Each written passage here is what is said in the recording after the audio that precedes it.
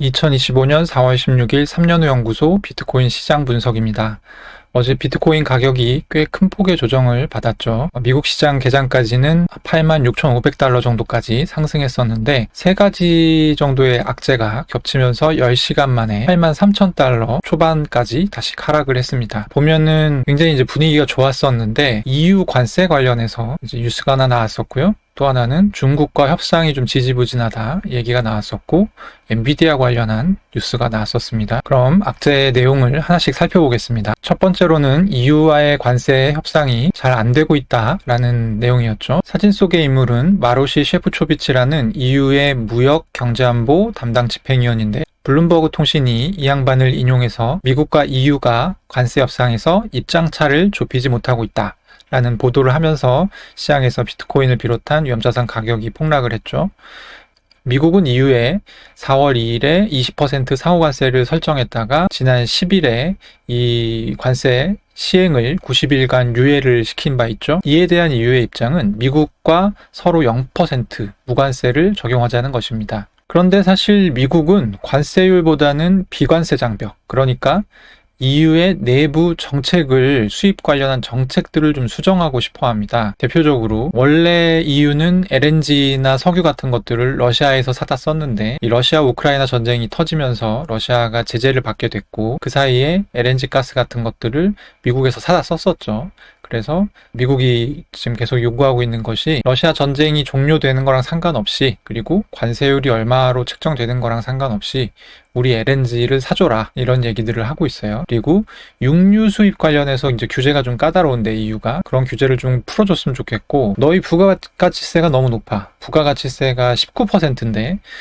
너희 부가가치세가 너무 높으니까 그걸 낮춰라, 이런 것들이죠. 그러니까 관세율보다는 좀 내정 간섭이라고 봐야 되는데, 하여튼 그런 것들은 이제 비관세 장벽이라고 표현을 하고 있습니다.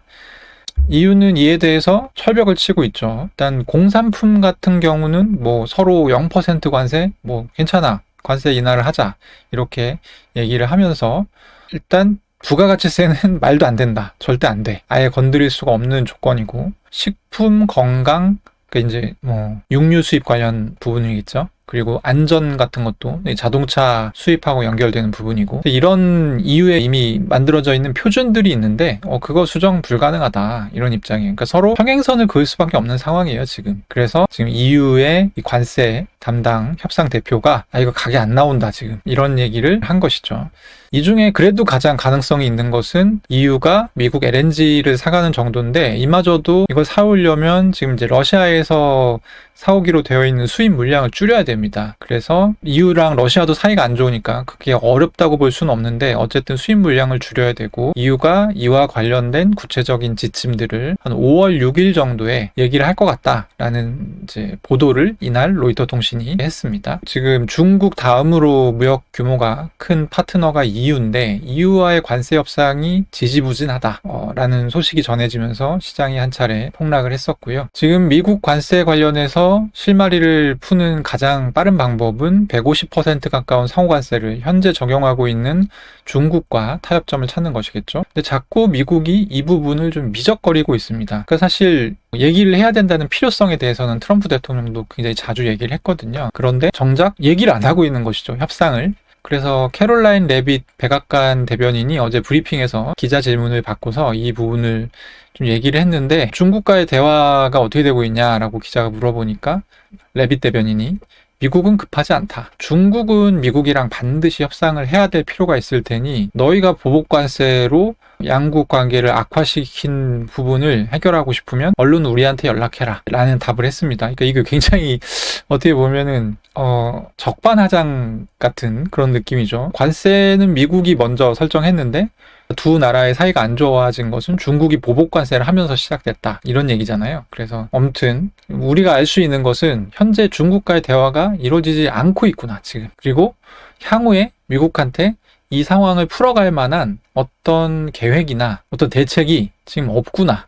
중국 보고 연락을 하라는 거는 사실 중국이 연락 안 하면 우리는 대화 못해, 약간 이런 태도잖아요. 그런 부분들이 또 시장에 좀 악재로 작용한 것이죠. 그러니까 EU도 뭐가 진행되고 있다는 게 없다고 했는데 중국도 그런가 하면서 조금 더 이제 시장의 가격이 내려갔었고, 그러면은 또 이제 저는 개인적으로 궁금한 것이 중국은 미국과의 대화에 나설 마음이 과연 있을까요? 중국이 어제 이에 대한 아이디어를 주는 인사를 하나 냈습니다. 국제통상교섭 대표로 전 WTO 세계무역기구 대사를 지낸 리청강이라는 인물을 임명한 것이죠. 리청강은 트럼프 1기 정부, 그러니까 미국, 중국이 1차 관세 전쟁을 할 때 그 협상에 나섰던 인물로 알려져 있고 국제무역, 법률과 특히 WTO 관련 업무에 굉장히 정통해 있는 것으로 알려져 있습니다. 시진핑 중국 주석이 지금 베트남을 비롯해서 동남아 3국을 순회하면서 스킨십을 굉장히 강하게 가져가고 있죠. 일단 베트남은 미국과의 관세 협상을 가장 먼저 우리가 체결하겠다 이런 태도를 보이고 있는데 베트남 같은 경우는 중국 밑에 바로 붙어 있는 나라이기 때문에 사실 굉장히 껄끄럽거든요. 그래서 베트남을 좀 단속하겠다. 우리랑 같이 놀자. 약간 이런 느낌으로 지금 순회 외교를 하면서 스킨십을 강하게 가져가고 있는데 그러면서 어쨌든 WTO의 분쟁 전문가 출신을 중국의 국제통상교섭대표로 임명했다는 것은 미국과의 대타협보다는 어떤 다자간 무역 질서를 새롭게 형성해서 어떻게 중국한테 좀 유리하게 가져가 볼까 이런 고민을 중국이 아마 하고 있는 것 같습니다. 이런 이 징후들로 봤을 때는 당분간은 미중 대화가 아주 전격적으로 일어날 것 같지는 않은 그런 상황이라고 볼 수 있겠습니다. 어제 개인적으로 가장 무서웠던 이 소식은 주식시장 종료 후에 나왔었던 엔비디아의 공시였습니다.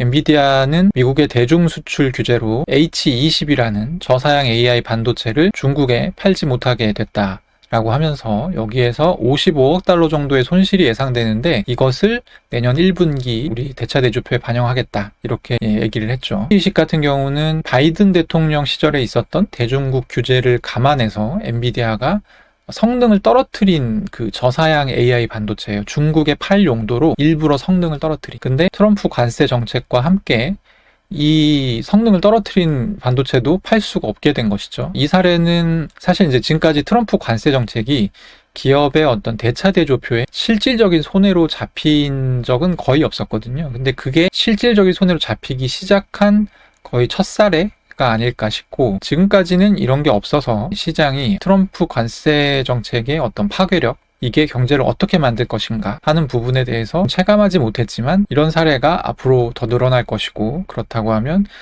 그런 부분들이 위험자산, 주식 가격이라든지 이런 부분들에 반영이 되지 않을까 싶습니다. 네, 이제 시장은 내일 새벽 17일 오전 2시에 있을 제롬 파월 연준 의장의 연설을 기다리고 있는 상황입니다. 단기간 내에 강한 반등이 나오기 위해서는 제롬 파월 의장이 완화적인 통화 정책 방향을 언급해야 되겠죠. 문제는 그런 얘기를 하기 위해서는 나름의 이유와 명분이 필요하다는 것입니다. 가장 흔한 것은 자산 시장이 굉장히 완전 폭망 수준으로 망했다든지 아니면 경기 위축이 너무 심해져서 지금 연준이 선제적으로 개입을 해야 된다든지 뭐 이런 부분들인데 사진의 그래프를 보시면 이게 이제 S&P 500 인덱스의 흐름이거든요. 4월 3일 그러니까 관세 발표 첫날 수준까지는 이미 시장이 상승을 했어요. 3일 4일 이틀 떨어지고 그리고 이제 5일도 떨어지다가 상승했다가 왔다 갔다가 지금 이미 4월 3일 수준까지는 시장이 회복을 한 상태입니다.